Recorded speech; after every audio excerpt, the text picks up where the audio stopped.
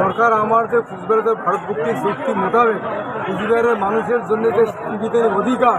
চুক্তি মোতাবেক পরিষ্কার বলা আছে কুচবিহার সি ক্যাটাগরি স্টেট এবং কুচবিহারের মানুষের জন্য যা কিছু চুক্তি বরাদ্দ আছে কোনোটাই কার্যকারী করিবার ধরেনি সরকার। যার জন্যে এর আগত দিল্লিতে আমরা বহুতবার গেছি, তোমার বক্তব্য যে পশ্চিমবঙ্গ সরকারের কোনো এনওসি নাই বা সহমত নাই, কিন্তু আমরা এতদিন জানবার